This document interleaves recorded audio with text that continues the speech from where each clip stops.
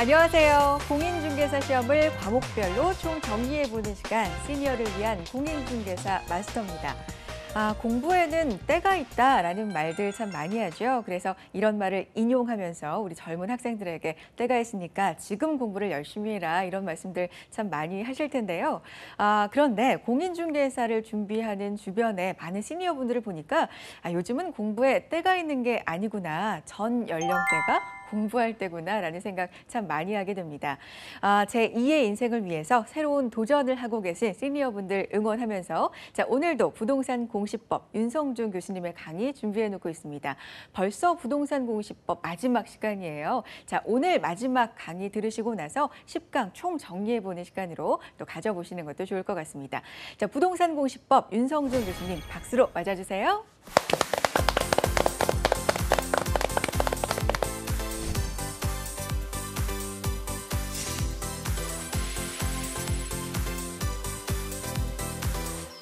안녕하십니까.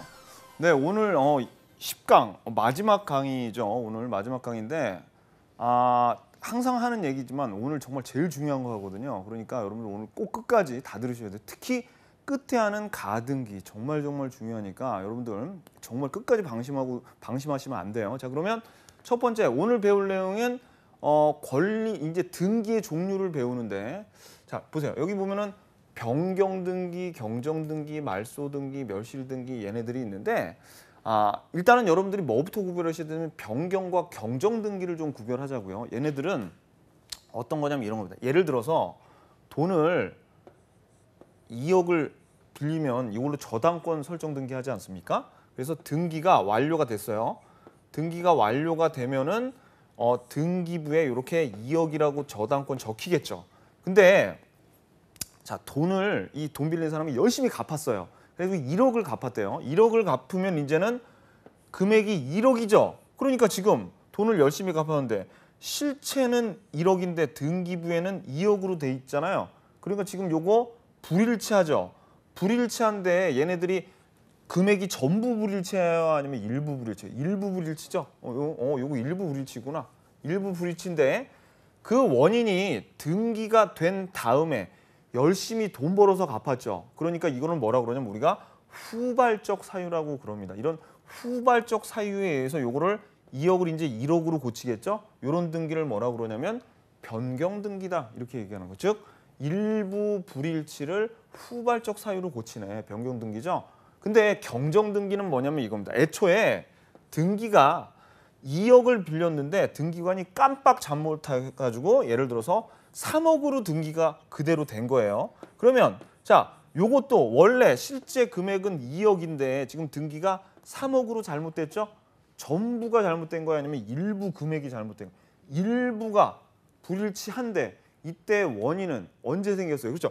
등기가 되기 이전, 등기가 완료되기 이전에 원인으로 생겼죠? 이거는 뭐라 그러냐면 우리가 아까 요거는 후발적 불일치라고 했는데 요거는 원시적인 불일치라고 그래요. 원시적인 불일치. 따라서 이런 원시적인 사유의 일부 불일치인 경우에는 경정등기를 하는 거다. 그러니까 경정등기와 변경등기의 차이점은 뭡니까? 얘네들은 그 원인이 후발적이냐 원시적이냐에 따라서 달라지고 그 다음에 공통점은 뭐예요? 공통점은 일부 불일치죠. 그래서 얘네 둘의 차이점.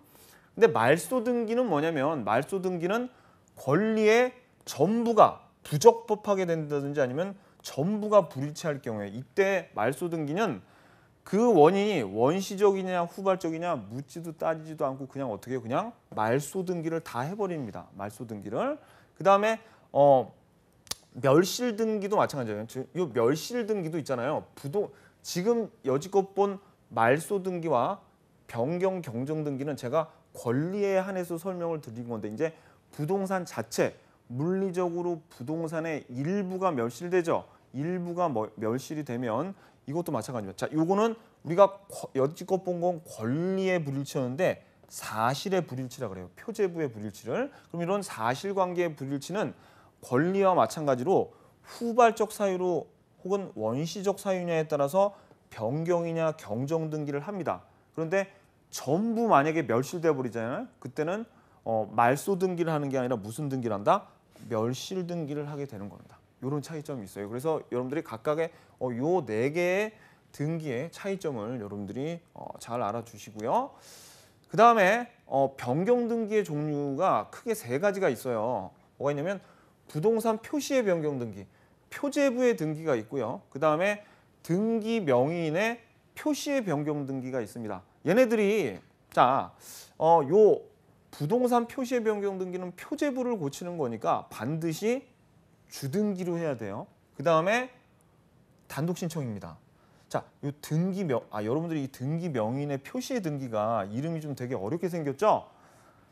별거 아니에요. 별거 아닌데 여러분들이 괜히 어렵게 생각하시고 이 등기 명의인의 표시의 변경 등기를 시험 보는 그날까지 완전하게 이해를 못 하시는 분들이 계시더라고요. 자, 예를 들어서 이런 겁니다. 등기 명의인의 표시의 변경 등기라는 건 이거예요. 자, 예를 들어 1번. 예를 들어서 소유권자가 홍길동으로 돼 있어요. 홍길동. 그러면 이 홍길동이라는 사람이 일지매라는 사람한테 요 부동산의 권리를 팔아 넘기죠. 그러면 여기에 소유권 이전 일지매라고 나오면서 이름이 바뀌죠. 근데 이건 이름도 바뀌지만 뭐가 바뀌는 거예요? 이 권리자 자체가 바뀌는 거죠. 그때 우리가 봤던 등기가 뭐였냐면 그게 소유권 이전 등기예요. 근데 이 홍길동이라는 사람이 자기 이름이 마음에 안 들었어요. 자기 이름이 마음에 안 드니까 이름을 뭘로 바꾸고 싶었냐면 홍길서로 이름을 바꾸고 싶다. 이럴 수 있겠죠. 요때 이름 바꿀 때 하는 등기를 뭐라 그래요? 등기 명의인의 표시의 변경 등기라고 합니다. 근데 사람의 등기 명의인이 사람이죠. 사람의 표시는 뭐가 있냐면 이름, 성명하고 주민등록번호하고 주소가 있습니다. 그런데 그러니까 사람의 표시의 등기라는 것은 주민등록번호는 안 바꾸죠. 어떻게 해서든지 안 바뀌잖아요. 근데 바꾸는 거는 주소하고 이름, 개명신고하거나 이사 가면 주소가 바뀐다고요. 그래서 어느 경우에 주소가 바뀔 때 혹은 개명신고할 때 바뀌는 게 등기 명의인의 표시의 변경 등기인데 등기 명의인의 표시의 변경 등기는 마찬가지로 자기 이름 바꾸는데 혼자 가기 쑥스럽다고 그 이름 고칠 때 보통 점집 가서 하잖아요. 그 점집 주인을 데리고 가지는 않겠죠. 자기 혼자 가요. 단독 신청. 그리고 반드시 부기 등기랍니다. 왜냐하면 얘네들은 부동산 표시의 변경 등기는 표제부에 하니까 주등기로 하는데 부기 등기로 하는 이유는 뭐냐면 권리 갑부나 을구에 있거든요. 등기 명의인은. 그래서 그 이름 바꾼다고 주소 바꾼다고 권리의 순위가 바뀌면 안 되잖아요. 그래서 언제나 부기 등기로 합니다. 이래도 여러분들이 아직 잘 이해 못 하실 수가 있어요. 자, 이 얘기를 한번 들어볼게요. 여기 지금 건물이 있대요. 이 건물이 예를 들어서 양천구 목동이에요. 그러면 이 건물의 양천구 목동이라는 거는 이것은 주소가 아니라 소재라고 부르는 거예요. 근데 홍길동이가 요 양천구 목동에 살고 있죠. 그럼 이 홍길동의 주소는 뭡니까? 주소가 양천구 목동이고 소재도 지금 이 건물의 소재도 양천구 목동이죠. 근데 양천구 목동에 살던 요 홍길동이가 강서구 화곡동으로 이사 갔대요. 강서구 화곡동으로 이사 갔으면 주소는 강서구 화곡동으로 바뀐 거죠. 소재는 바뀌었어요, 안 바뀌었어요? 그렇죠. 이 건물의 소재는 바뀌지 않는 거예요. 그러니까 소재가 바뀌었을 때 하는 것이 등기 명의인의 표시의 변경 등기가 아니라고요. 소재가 바뀌는 것은 요거예요. 표제부의 변경 등기하는 거고 주소가 바뀌었을 때 하는 등기가 등기 명의인의 표시의 변경 등기입니다. 절대 헷갈리시면 안 돼요. 이거 아주 기본적인 건데. 자, 그다음에 권리의 변경 등기는 주등기냐 부기등기냐 요걸 좀 보셔야 되는데 원칙은 권리의 변경 등기는 부기등기랍니다. 권리의 변경 등기는 뭐 기간이나 아니면 그 금액들 뭐 그런 것들이 변할 때 하는 게 요 권리의 변경 등기인데요. 자, 원래 저당권이 2억으로 설정돼 있는 걸 요거를 지금 3억으로 변경할 때는 변경 등기를 부기등기로 한다 그랬죠. 부기등기로 하고 그 다음에 금액을 3억이라고 적죠. 그런 다음에 주말이 뭐냐면 주가 붉을 주자 말이 말수할 때 말자라서 요거 붉은 줄로 그어버려요. 이걸 주자가 붉은 이거 예전에 그 소설주에서 주홍 글씨라는 뭐 그런 소설 아시죠? 진짜 재미없는 그거. 그래서 그 붉은 주자를 쓰고 있습니다. 그래서 요렇게 하고 자, 이해관계인이 있는 경우에 승낙서가 있으면 부기등기로 한대요. 자, 봐봐요. 여기 지금 저당권 설정이 지금 아직 없을 때 2억으로 되어 있는데 2억으로 되어 있는 걸 1억으로 감액 등기한대죠. 그러면 얘가 지금 이해관계인이에요? 아니에요. 이거 2억에서 1억으로 감액하면 얘는 이익 보잖아요. 그래서 이해관계인이 아닌데 2억에서 3억으로 증액하면은 경매할 때 배당에서 더 적게 받을 가능성이 커지잖아요. 그러니까 증액할 때만 얘는 이해관계인인데 보통 2억에서 3억으로 올리겠다고 하면 요 전세권자가 이해관계이니까 승낙서 잘 안 써주겠죠. 근데 뭐 얘네 둘이 가족이거나 부부면은 써줄 수도 있어요. 그죠? 그런 경우에 이해관계인의 승낙서를 B가 써줬다. 그럴 때는 자 승낙서 있으면 부기등기하고 주말한대요. 부기등기로 했죠. 3억에 주말 어디다가 그렇지. 요 2억에다 빨간 줄 이렇게 거요. 근데 보통의 경우에는 이해관계인이 승낙서 안 써주거든요. 승낙서 안 써주면은 어떤 식으로 하냐. 2억에서 3억으로 올릴 때 전세권 설정을 받은 요 이해관계인이 승낙서 안 써주면 무슨 등기라고 했어요? 아니, 주등기로 하고 있어요. 주등기로 하고 2억에다 빨간 줄 근다 안 근다? 안 줘요. 주말하지 않습니다. 그 이유는 뭐냐면 나중에 경매가 실행되더라도 먼저 A가 2억은 배당 받아야죠. 그 다음에 3억 받고 여기서는 1억을 받아야 돼요. 근데 여기서 이 주말을 하는 이유는 부기등기의 순위는 주등기에 의하죠. 따라서 경매가 실행이 되면 2억을 배당받는 게 아니라 3억을 먼저 배당받고 나머지를 B가 배당을 받게 돼 있습니다. 그래서 이게 정말 중요한데 권리의 변경 등기는 자 이해관계인의 승낙서의 유무에 따라서 주등기냐 부기등기냐가 판가름이 나는 거죠. 근데 자 보세요. 요것도 한번 경정등기는 주등기 부기등기나 뭐 이 내용이 변경등기하고 다 똑같아요. 근데 뭐만 틀리다 그랬어요. 그 원인이 원시적이라는 것만 다르다 그랬죠. 그래서 앞에서 배운 변경등기와 내용이 똑같은데 뭐 하나 좀 차이점이 있냐면 등기관이 잘못했어. 등기관이 처음에 등기할 때 자기가 잘못한 거 있죠. 그런 등기는 어떻게 하냐면 직권에 의한 경정등기를 합니다. 직권에 의한 경정등기를 해요. 이때는 자 상급 법원의 승인을 받지 않아요. 이건 뭐냐면 상급 법원한테 저기 제가 등기를 잘못해가지고요. 지금 등기를 해야 되겠거든요. 그러면 너 당장 옷 벗어라. 그럼 어떻게 해요? 그죠? 그러니까 잘못한 걸 발견해도 그냥 가만히 있는 거예요. 숨도 안 쉬고. 그런 경우가 많았겠죠?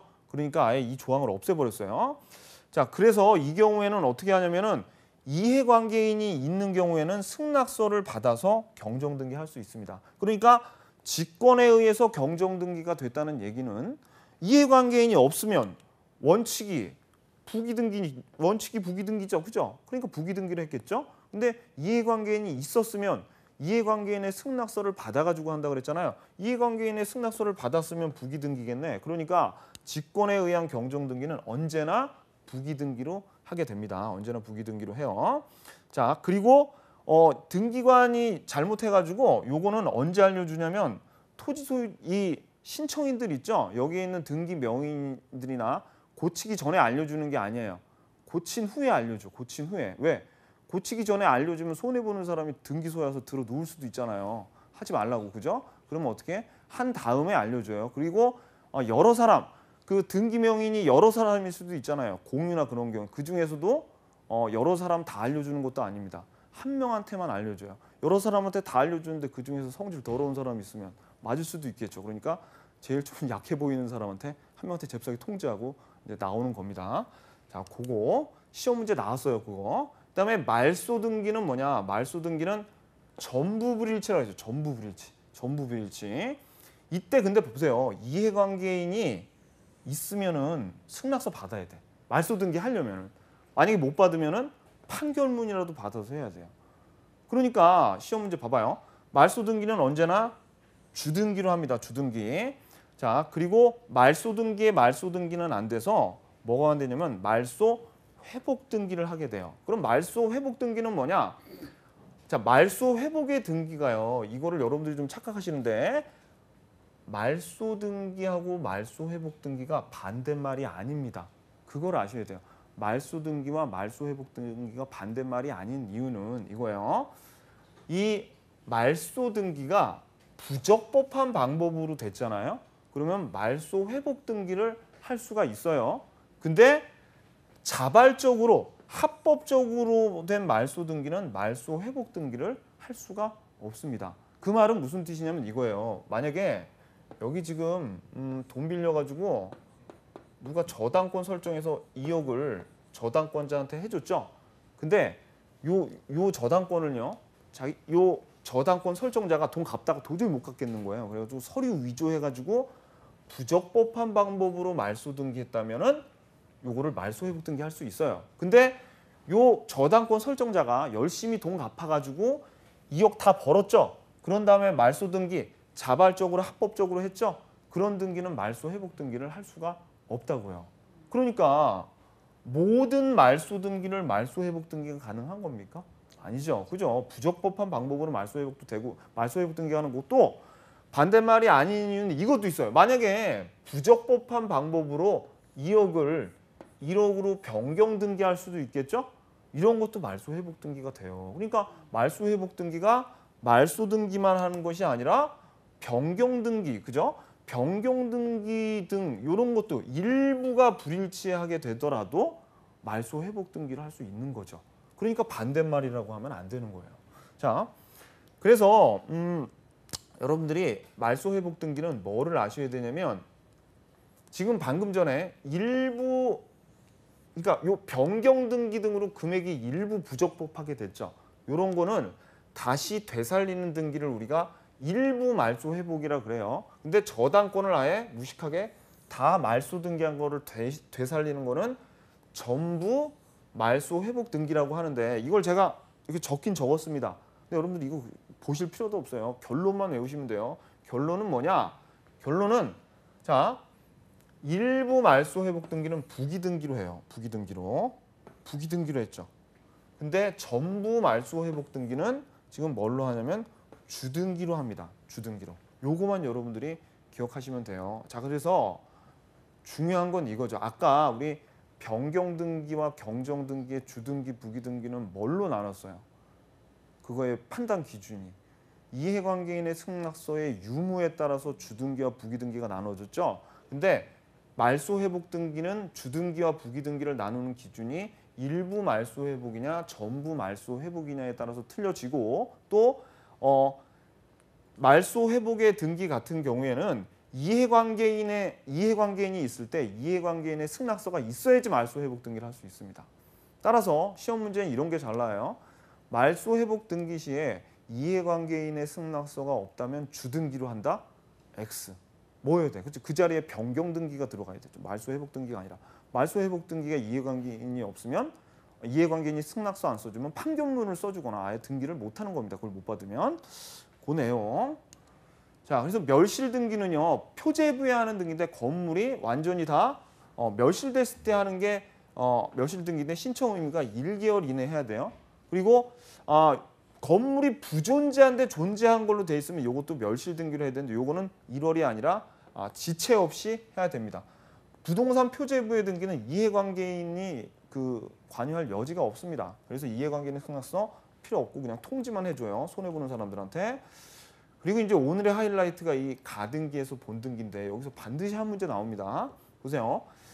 지금 등기가 어떤 순서로 되어 있냐면 소유권 보존 등기 A가 된 상태에서 먼저 이 가등기가 6월 1일 날 됐는데 저당권 설정 등기가 갑 앞으로 3월 20일 날 먼저 돼 있었어요. 그러니까 6월 1일 이전에 갑의 등기가 3월 20일 날 먼저 돼 있었죠.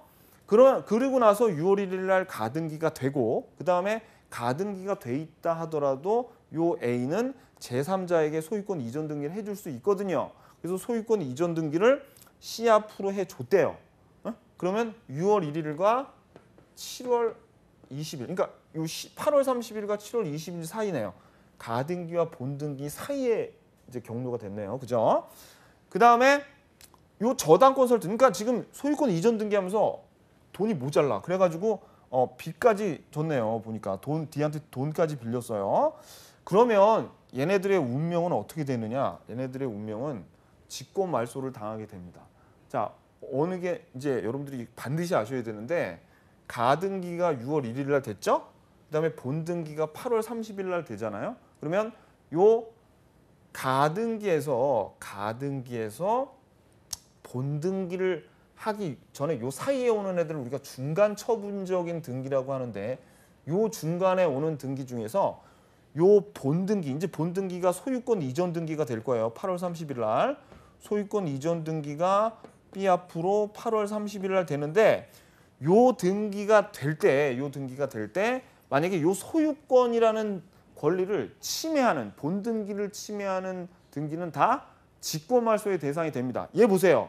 소유권은 서로 양립할 수 없죠. 그러니까 지금 얘는 소유권 이전 등기를 받은 요 C는 요 사이에 왔잖아요. 침해하잖아. 그러니까 얘는 직권말소 당하는 거예요. 그리고 얘는 왜? 자, 이런 저당권 설정 등기는 어떤 게 되냐면 만약에 요 저당권자가 요 소유권자에게 빌렸다 그래도 요거는 말소의 대상이 되지만 돈을 빌려주지 않더라도 만약에 어떤 저당권이나 전세권이 오죠. 그러면은 얘네들도 말소의 대상이 돼요. 을구에 있더라도. 왜냐하면 이 소유권은 사용 수익할 수 있는 권능과 처분할 수 있는 권능이 있는데 저당권 같은 경우에는 처분 권능을 침해하고 전세권은 사용 수익할 수 있는 권능을 침해하죠. 그래서 여기 을구에 오는 애들도 여기 가등기에서 본등기 사이에 오는 것들은 다 직권말소를 당하는 운명에 당해요. 근데 이렇게 시험 내면 너무 쉽잖아요. 그래서 어떻게 이 중에서 또 말소를 안 당하고 살아남는 애들이 있습니다. 지금부터 그거를 볼게요. 하나씩. 어떤 애가 있냐? 자, 이거 가등기, 요거는 이제 가등기 할 때 공동 신청이 원칙인데 단독으로 하는 경우도 있다. 그 중에서 요거 진짜 중요한 거 그거 보기 전에 뭐가 있냐면 요거 하나만 보고 갈게요. 여기 단독 신청으로 가등기 가처분 명령 이거 시험 문제 맨날 나오는데 요거 단독 신청으로 하는 거지 가처분이란 말이 들어가 있다고 촉탁으로 하는 거 아닙니다. 그거는 여러분들이 하나 확실하게 알고 계셔야 돼요. 그다음에 자, 이제 방금 전에 봤던 거 가등기 중간 처분 등기에서 요 중간에 오는 애들 다 말소당한다 그랬죠. 그죠? 근데 살아남는 애들이 7명이 있어요. 7명. 그래서 이거를 하나씩 다 보면은 오늘 끝나고 완전히 오늘 끝나는 겁니다. 한번 볼게요. 첫 번째, 가등기 전에 선순위 등기 있죠. 얘는 말소 안 당한데 누구 있어요? 예. 3월 20일 날 등기했네. 그러니까 얘 말소 안 당하겠죠? 그죠? 얘가 1번이에요. 그다음에 2번은 뭐냐면은 당해 가등기. 본등기를 하고 나서 요 가등기는 쓸모가 있습니다. 본등기하고 나서 쓸모 없을 것 같죠? 쓸모가 있어요. 왜냐하면 본등기의 순위는 가등기에 의하기 때문에 순위 때문에 얘를 남겨놔야 돼요. 그 다음에 세 번째와 네 번째 얘는 뭐냐면 당해 가등기상 권리를 목적으로 하는 가처분 등기와 가압류 등기인데 얘가 누구냐면 요놈입니다. 요놈. 우리 29조 이후에서 배웠지만 요 B의 채권자가 예를 들어서 채권자가 있는데 채권자인 B 이 채권자가 요 가등기를 본등기를 못하게 하는 등기는 할 수 없댔죠. 어떤 등기를 할 수 있냐면 요 가등기에다가 처분금지 가처분을 하거나 가압류할 수 있는 등기는 할 수 있거든요. 이런 등기가 비록 6월 1일 날 8월 30일 날 오더라도 본등기하고 상관없고 가등기하고 상관돼 있는 애죠. 그래서 얘네들 둘 누구야? 지금 얘는 누구예요?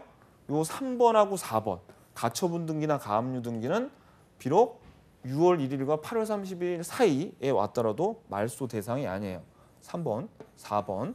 그 다음에 마지막으로 요 5, 6, 7번 있죠? 5, 6, 7번을 보시겠는데 자 보세요. 지금 우리가 앞에서 저당권자 갑이 3월 20일 날 가등기가 며칠이었어요? 6월 1일이었죠? 6월 1일 날 가등기였고 본등기가 8월 30일이었는데 가등기 이전에 저당권을 설정했죠. 그러면 요 저당권자가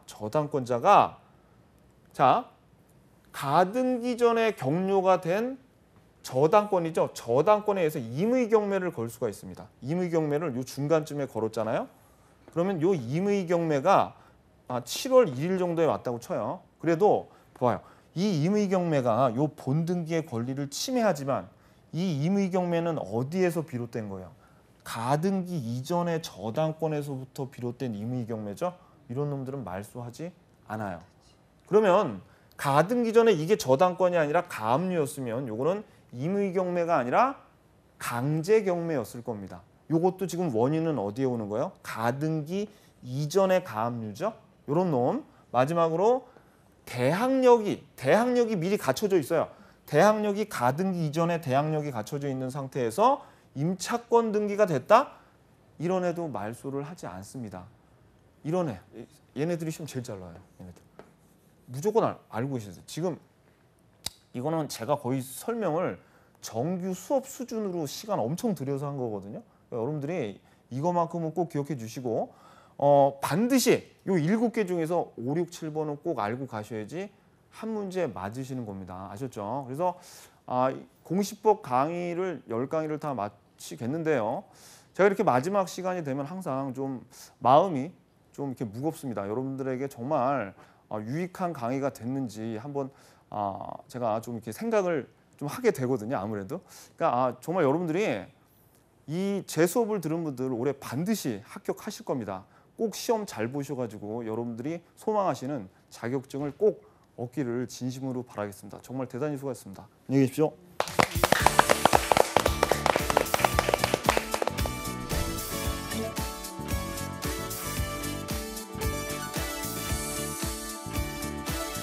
네, 윤성중 교수님의 부동산 공시법에 대한 강의 함께 하셨습니다. 오늘 마지막 강의였어요. 그런데 마지막까지 오늘 배울 내용은 정말 중요합니다라고 강조해 주시면서 시작을 해주셨습니다. 그만큼 교수님께서 10강에 이어지는 그 강의 동안에 정말 시험에 나올 만한 내용들만 쏙쏙 뽑아서 가르쳐 주셨거든요. 10강 함께 차근차근 따라오셨겠지만 다시 한번 돌아가셔서 복습해보는 시간 꼭 마련해 보셨으면 좋겠습니다. 자, 10강 동안 중요한 내용 간추려서 정말 열심히 강의해 주신 윤성중 교수님께 다시 한번 감사의 말씀 전하겠고요. 자, 오늘 강의 내용 유튜브와 한국직업방송 홈페이지 통해서도 다시 보실 수 있습니다. 알찬 강의 내용 놓치지 마시고 챙겨가세요. 자, 다음 이 시간에도 공인중개사 합격을 위해서 알찬 강의 가지고 돌아오겠습니다. 함께해 주신 여러분 고맙습니다.